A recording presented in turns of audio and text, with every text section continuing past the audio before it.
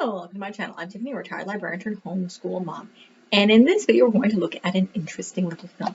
So I have a collection of these. These are some of the Rankin and Bass stop motion. Mostly they're stop motion animation, with the exception of Frosty here. It's a 4-film collection. I'm only covering 3 of them. In this one, I'm not covering The Little Drummer Boy because, you know, religious. What I am going to cover in this video is the Santa Claus Is Coming to Town. So that's what we're going to be looking at. So I'll hold this up backwards here because this is the one we're looking at. So this is another Santa Claus origin story. Now, previously on this channel, literally last Christmas, I covered another Rankin and Bass film that's actually based on a book by L. Frank Baum, which is The Life and Adventures of Santa Claus. So this is a different origin story. So we have another Santa Claus origin story. Honestly, I like the other one, but this is still a decent little old Rankin and Bass film. So in this film, you have a village up where it snows. They don't specify.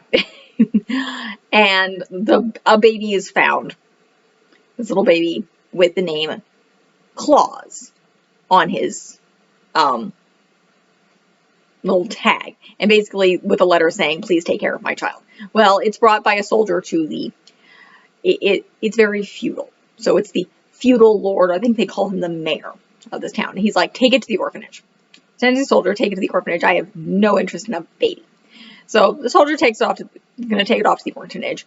The sleigh is released, sails into the mountains somehow. Again, it's a fantasy story. The animals get it and take it to these elves called the Kringles. And they're happy to have a baby. So they take in the baby. They call him Kris Kringle. They know his name is Claus, but they're going to call him Kris Kringle. And they're toy makers. They just don't have anywhere in place to send their toys. So they raise him. He grows up. They teach him all sorts of things to read and write and all sorts of other things and teach him how to make toys. So now he's an adult. He's a young adult. And he is going to take these toys to this little town. So first he runs into this snow wizard. Well, no, he doesn't run into snow wizards first. He gets into town. He gives out toys. This pisses off the mayor. And the mayor decides to put a war on toys. So on his way back, he's basically chased out of town. And he runs into this wizard that you previously mentioned, who's just kind of evil and snowy, and it's like, it's the winter wizard. I can't, he's shown in the picture here, so it's this guy. And essentially by giving him a toy, Kris Kringle, as he is called, makes this guy happy. And they have a big song called One Foot in One of the Other. And basically you can now be good, and he becomes a good guy. So now they have to figure out how to get these toys to these kids and dealing with the mayor. And so you go back and forth with him banning the toys and fighting with Kris.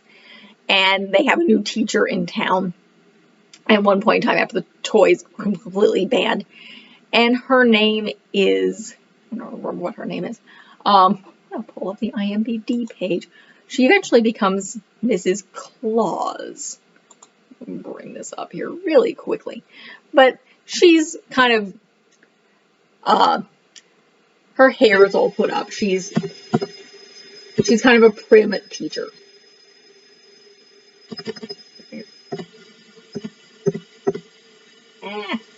Well, whatever. We're not going to look at the name because it's difficult to type. But she's the new teacher. And basically Claus, she helps Claus escape at first from the town because she realizes that toys are a wonderful thing. And she likes toys. And the children like toys.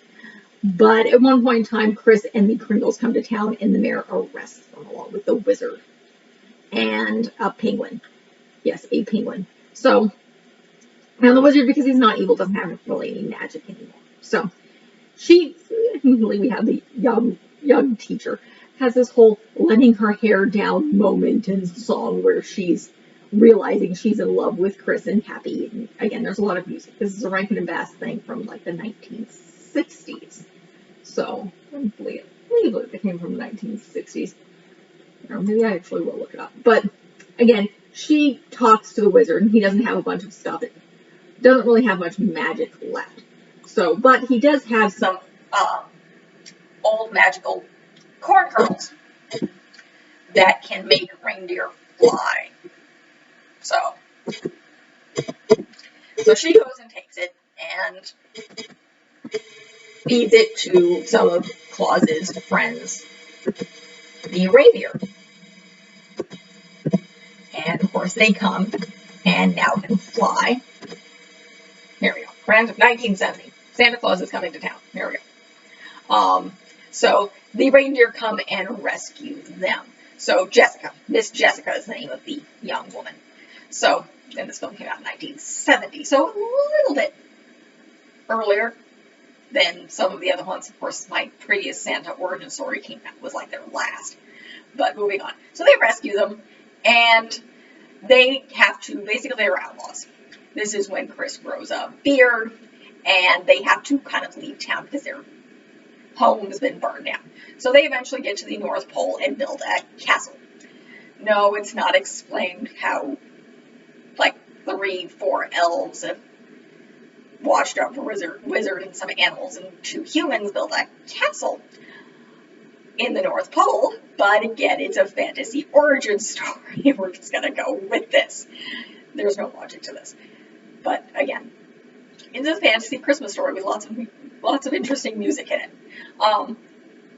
So basically then they start getting letters and things from kids, and he starts delivering things. One of they go through that the children cleaning stockings in town is how he gets the idea of putting toys in stockings, because toys are outlawed in this town, and he can hide them in stockings when they're hanging up to dry.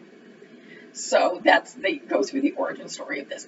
And eventually you get into, because he has a magic snow globe from the wizard, he can see kids who are naughty and nice and makes an entire list of the kids in town. And it kind of grows into the fact that they also provide him with his real name, which is how he ends up going by Santa Claus. Don't go on there because they got the Santa part, but Saint Claus. Because I believe that where does that come from? No, the Saint Claus comes from the previous film. Moving on. I don't know if they fully explain that. So he starts making toys and somehow ends up making toys all over the world. And now there's 2 capstones to this, where you have a mailman who's delivering these basically letters. And this is being told, and the narrator for this is Fred Astaire, who's playing S.D. Culver, who's the mailman in this. So this is, you have him dancing in the beginning. Again, this is a stop motion puppet, but it's being voiced by Fred Astaire. If you're not aware of who on earth this is, he was an actor early on, intimately known for dancing. So that's what he did.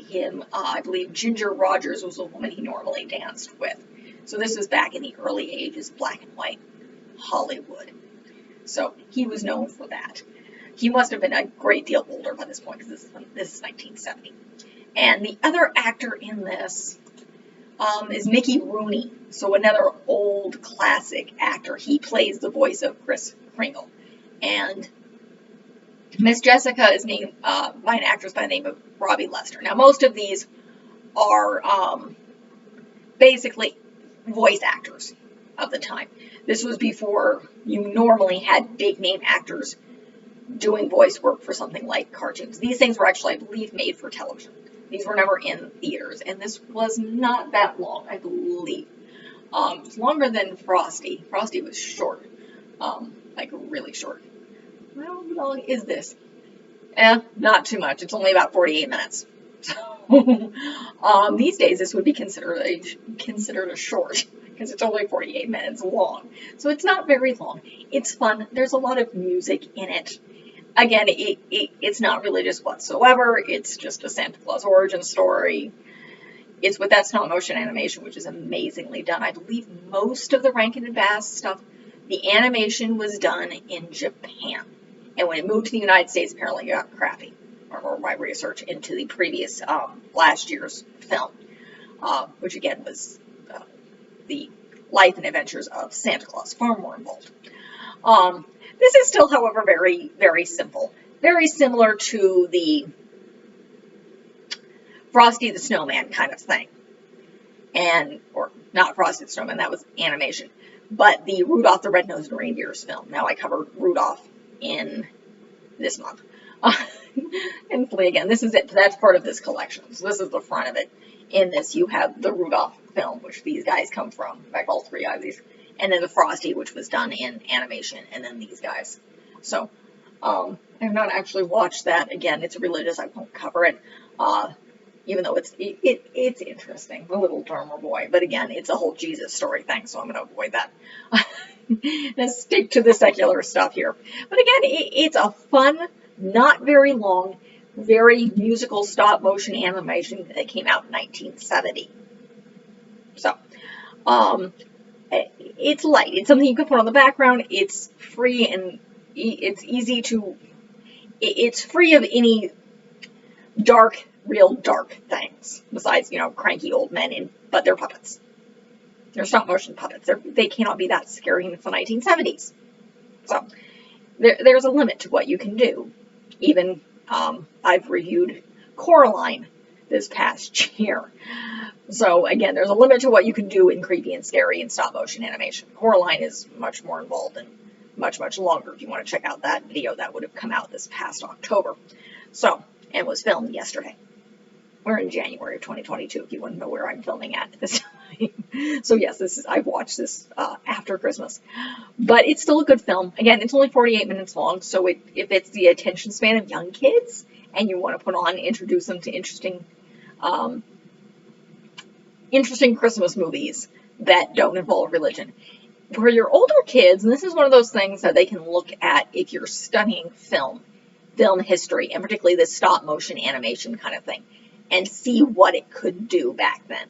So again, these were puppets, and they had to make multiple ones with different facial features and stuff. It's very interesting to look at.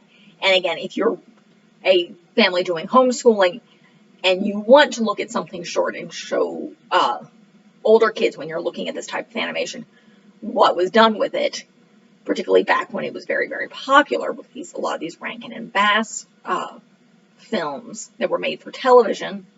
And again, they didn't have as many commercials back then. So it was very different if you ever watched this on television, because I think they cut out some stuff. So I think that's what the IMDb page said when I read it, whether they cut out certain stuff, because there's far more commercials these days. Back then, in the 70s, I don't think they could actually advertise to children. I think that was still illegal. That was something Reagan made legal, because Reagan is evil. If you want to check out my opinions on Reagan being evil, check out my more adult-leaning book, And the Band Played On. That's not happy. That proves Reagan is evil. But moving on, that's really the end of this. It's a very good, fun kids film, stop-motion animation. Again, it came out in 1970. So there's nothing in here that's going to upset little kids, really, unless they're really, really sensitive. But it's also only 48 minutes long, so it's not that long. It's something you can put on and distract them for a while and feel fun and safe, and it's interesting. And for older kids, again, you're looking at that stop-motion animation and what they did with it back then.